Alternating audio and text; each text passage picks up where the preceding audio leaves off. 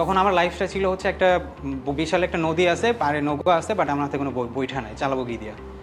তো আসলাম creative আইটিতে research করে, search করলাম best IT institute of Bangladesh.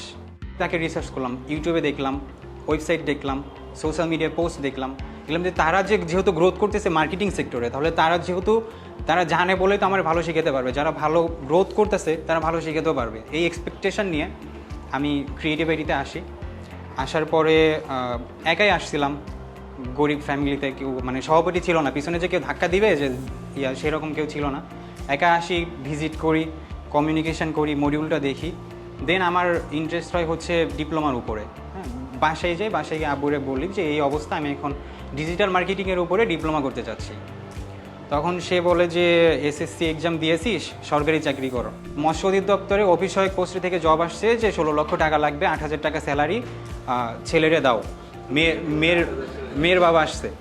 তো আমি বললাম যে আব্বু 16 লাখ দেওয়া লাগবে না, তুমি যেহেতু টাকা পয়সারও অনেক কমতি, তুমি 1 লাখ টাকার ব্যবস্থা করো 1 বছরের জন্য, আমি 6 মাসে চেষ্টা করবো নিজেকে স্টেবল পর্যায়ে নেওয়ার। অনেক কষ্ট করে রাজি হওয়ার পরে এখানে অ্যাডমিশন নেওয়ার পরে নিজেকে আমি সবসময় চাইতাম যে ক্লাসের মধ্যে বেস্টটা দেবো, যেন স্যারের চোখেও আমি ইয়াদ করতে পারি, ক্লাসে সবার সাথে যেন আমার আন্ডারস্ট্যান্ডিংটা ভালো হয়।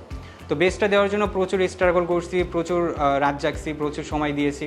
পরে আমার সাথে আরেকজন ছিল। ফার্স্ট অফ অল আমরা একটা এজেন্সি রান করি, তো 3 জন মেম্বার থাকার পরে আমি সব কিছু ম্যান্ডেল করি, website creation, social media, all type of social media, তারপর হচ্ছে ওইটার ইমেল মার্কেটিং, কোল্ড আউটরিচ, এগুলো করে 2টা ক্লায়েন্ট নিয়ে আসি মার্কেট প্লেসের বাইরে থেকে। এখন চাচ্ছি যে মাল্টি ন্যাশনাল কোনো কোম্পানিতে জব নেওয়ার।